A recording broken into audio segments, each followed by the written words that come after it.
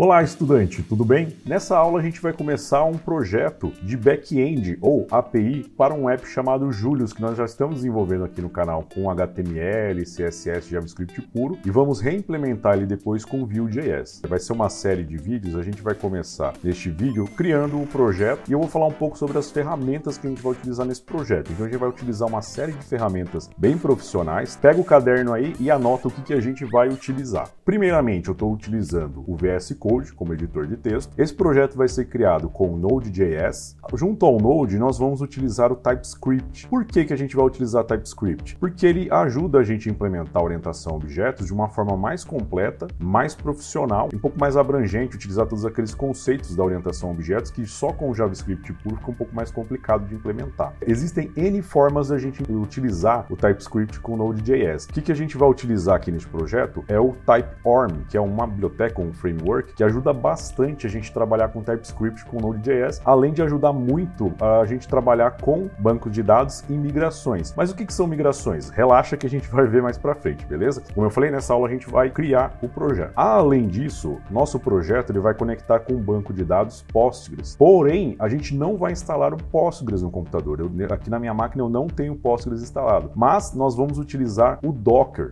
Basicamente, a gente vai criar um container Docker com o Postgres e lá no final a gente vai também criar um container para nossa aplicação e vamos subir nossa aplicação, disponibilizá-la no ar. Mas com muita calma nessa hora. Primeiro, vamos criar o projeto. Bora lá?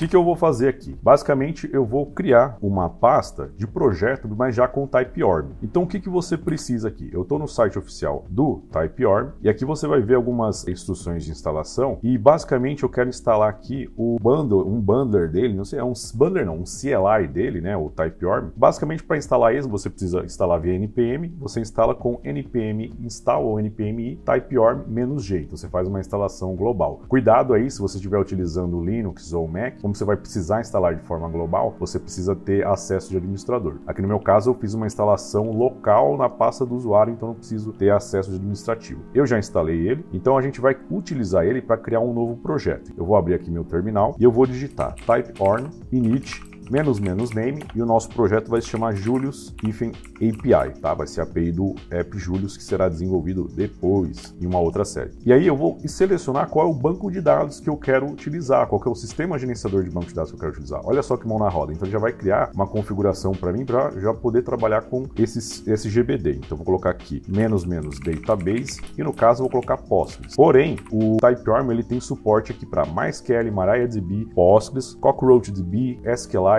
SQL, né, o SQL Server, Oracle, MongoDB, Cordova, e aí tem um React Native, Exponent, Script que já trabalha com outros tipos de armazenamento. É bem bacana, tá, esse suporte do Typeorm. Então eu vou pressionar Enter aqui e a criação do projeto é muito rápida. Por quê? Porque ele não instala nada, ele só cria lá os artefatos, mas ele não instala nenhuma dependência. Então eu vou mandar ele abrir aqui no VS Code, Code Julius API, dá um Enter, e ele vai abrir aqui o VS Code com o projeto.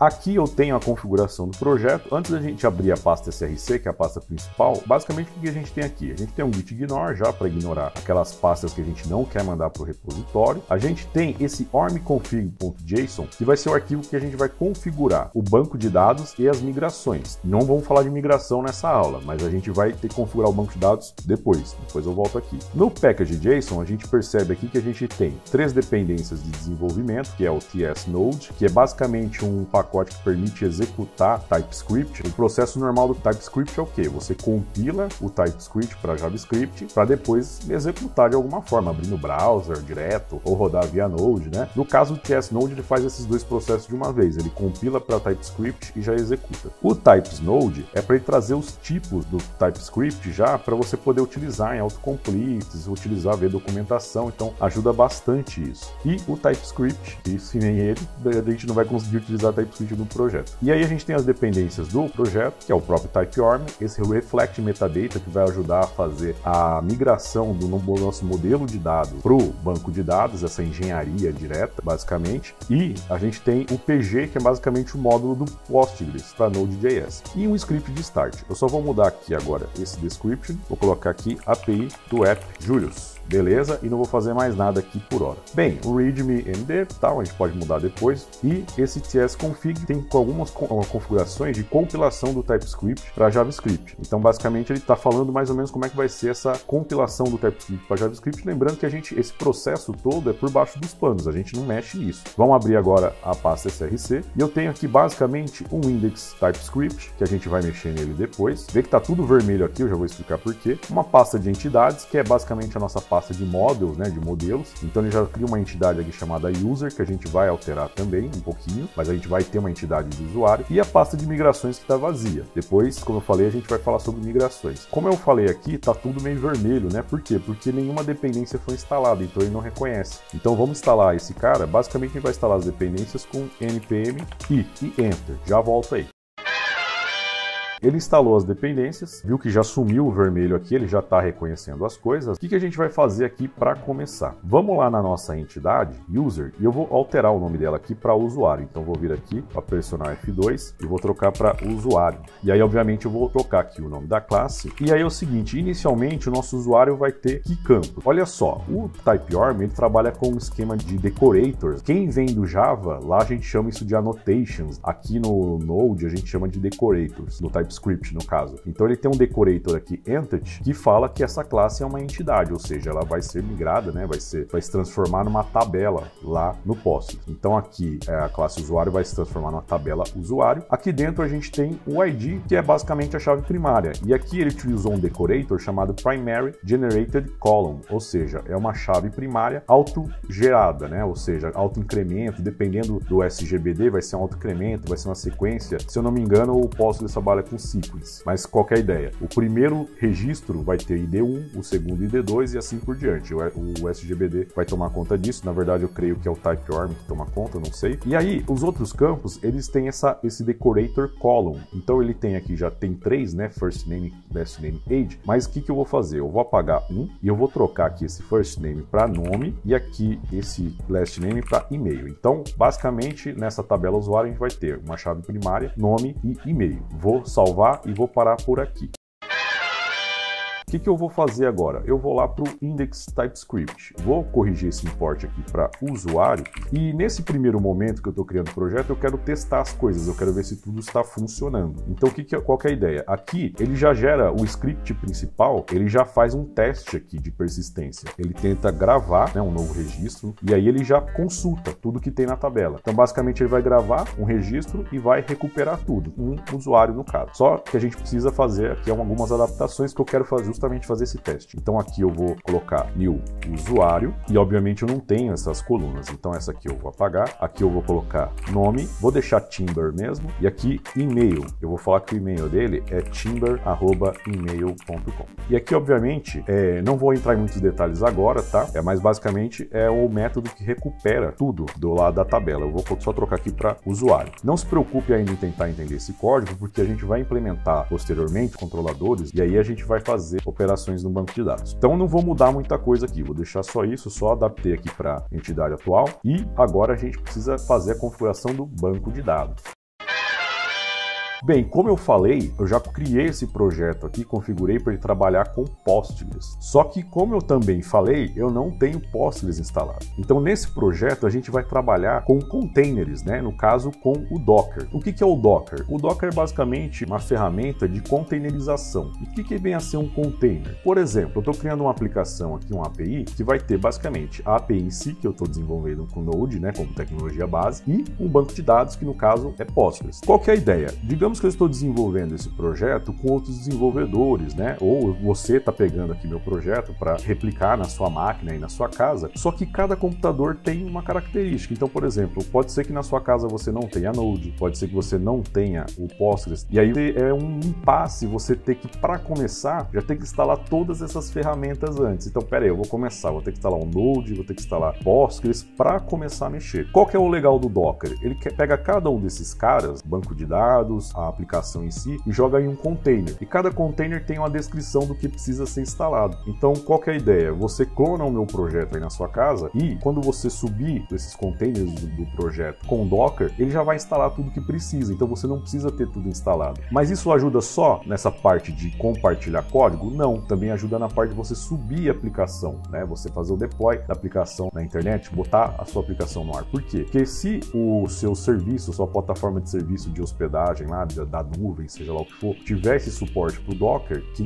muitos têm, basicamente só vai subir lá e ele vai instalar tudo que precisa, a versão do Node que precisa, a versão do Postgres que ele precisa, e vai subir a sua aplicação. Olha que legal. Tudo ali, cada um no seu container. Então, a containerização, ela ajudou muito, principalmente nessa parte de você fazer o deploy da aplicação. E um segundo benefício, como eu falei, essa parte de você poder pegar um projeto e iniciar ele sem precisar desse processo de instalar a ferramenta antes. Bem, mas nesse primeiro momento a gente vai trabalhar só com o container do banco de dados. Eu ainda não vou criar o container da aplicação.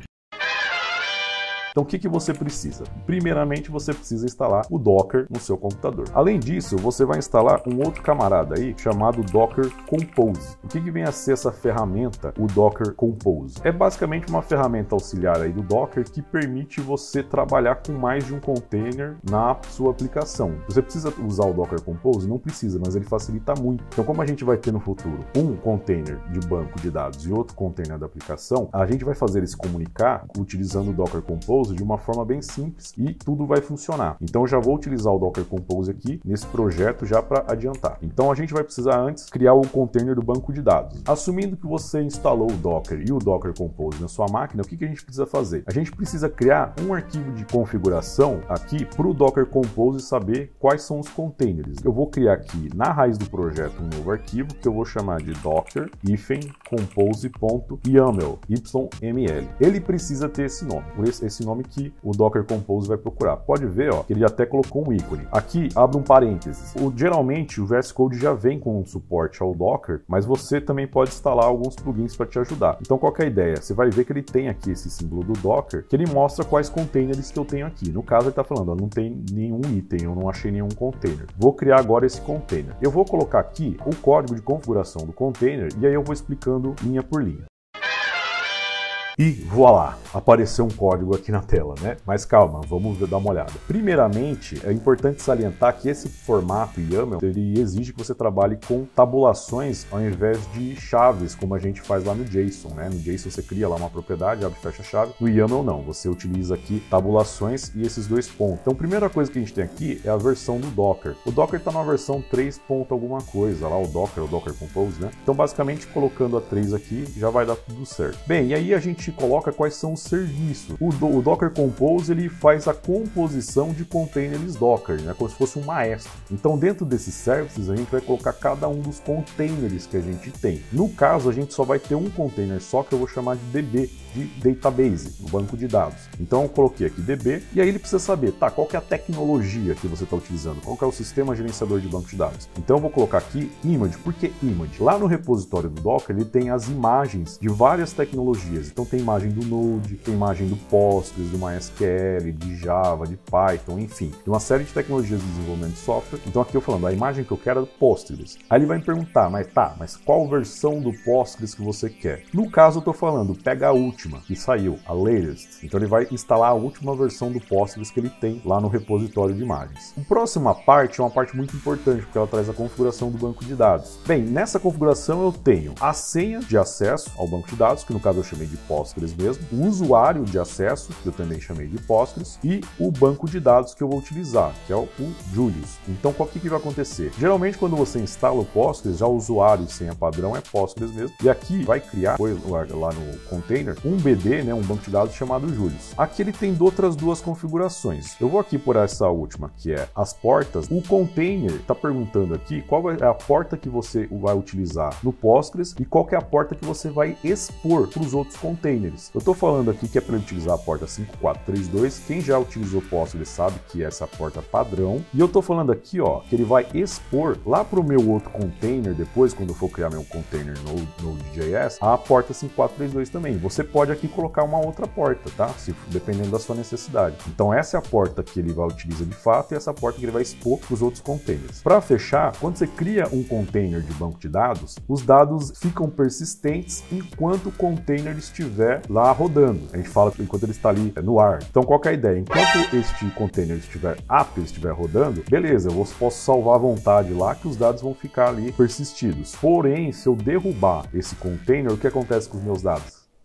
Já é, então a gente vai perder. Com essa configuração aqui, quando eu crio um volume, ele vai fazer com que meus dados fiquem persistidos. Então aqui basicamente eu estou falando, ó, o PG Data, né, que é os dados do Postgres, vão ficar nesta pasta aqui que eu defini. Então isso aqui é uma configuração mínima para Postgres. Vamos agora tentar rodar lá o nosso script. Antes de eu tentar rodar o script, eu preciso subir o meu container. Eu vou abrir aqui essa área do Docker e aí eu vou subir meu container como? Eu vou rodar aqui o Docker Compose e aí eu vou passar aqui um parâmetro app, que é para ele subir o container, "-d", para ele rodar esse comando em segundo plano. Se eu não passar esse "-d", ele vai travar aqui meu terminal e, né, então ele vai ficar ali mostrando logs do container. Então eu vou rodar aqui e aí ó, ele falou, ó, criei, né, um container Julius API DB1. Então agora o container subiu, né? Bem, como é que eu vou testar isso agora? No caso, eu instalei aqui no meu computador o pgadmin, né, que é aquele console, né, administrativo do Postgres. Lembrando que o pgadmin não é o Postgres, ele é só um console administrativo, né, para você conseguir conectar em algum servidor Postgres e visualizar lá as coisas. Então eu vou abrir aqui o meu pgadmin. Você pode utilizar algum outro sistema, tá, de administrativo do Postgres de sua preferência e vou conectar aqui nos meus servidores. E aí percebam que ele criou aqui um BD chamado Julius. Se eu olhar aqui nos esquemas, né, ele tem aqui as tabelas, mas não tem nenhuma tabela ainda, ou seja, o banco de dados não tem nada ainda. Agora chegou a hora de a gente tentar executar aquele script. Então aqui, ó, como eu falei anteriormente, lá no package.json ele já tem uma entrada de start, né? Então eu vou executar aqui o npm start e perceba que vai dar um erro. Deu um erro de conexão, de autenticação para o usuário teste. Por que isso aconteceu? Lembra lá do começo que eu falei daquele arquivo, o warmconfig, que é o arquivo de configuração de banco? A gente não configurou ele, então vamos lá configurar. Então vou abrir aqui o warmconfig e aqui, ó, ele vai pedir qual que é o nome do usuário, senha e o banco de dados. Como é que eu sei? Bem, a gente criou, né? A gente definiu. Então lá no nosso Docker Compose a gente falou que o usuário e senha é Postgres e o banco de dados é Julius. Então vou lá no warmconfig e vou colocar username Postgres, senha Postgres e o database, no caso, é o Julius. Salvei, dá uma conferida, vê se você salvou e vamos tentar executar de novo. E vou rodar o npm start e olha só, ele falou, ó, que salvou, né, um usuário com ID 1 e ele trouxe os usuários que ele salvou, que ele tem lá na tabela. Então, no caso, é o que a gente acabou de salvar. Bacana, e terminou a execução. Agora vamos dar uma olhada lá no pgadmin para ver se esses dados realmente estão lá. Então aqui eu só vou pressionar um F5 aqui em cima das tabelas e olha só, apareceu alguma coisa, tabela usuário. Vamos dar uma olhada no SQL dela. Então aqui, ó, create table public usuário, tem aqui a nossa chave primária, utilizando uma sequência. Perceba que ele criou uma sequence lá, né, para controlar as sequências da chave primária. Nome e e-mail, por padrão, tá? Quando a gente cria lá as nossas colunas, elas são obrigatórias, né? Not null. A constraint da chave primária. Agora vamos abrir aqui um terminal, a query tool, né? Para a gente consultar. Select asterisco from. Aí eu vou abrir aspas, usuário, e pressionar F5 e tá lá o nosso registro. Viu só que bacana? Então a gente está trabalhando com um banco de dados dentro de um container. Eu não tenho Postgres instalado, se eu matar esse container não vou conseguir conectar em mais nada. E se alguém pegar esse meu projeto lá no repositório, o link do repositório desse projeto no GitHub está aí, se você não quiser criar esse projeto passo a passo. Se você clonar, basicamente, com o Docker instalado, você vai conseguir subir o banco de dados e executar sem problemas. Bacana, né? Então eu vou parar por aqui nesta aula e no segundo vídeo, na segunda parte, a gente vai começar a implementar a nossa aplicação utilizando o Node.js, TypeScript e o Express para a gente definir lá os nossos serviços. Mas isso é conversa para a próxima aula. Então, um grande abraço e até mais!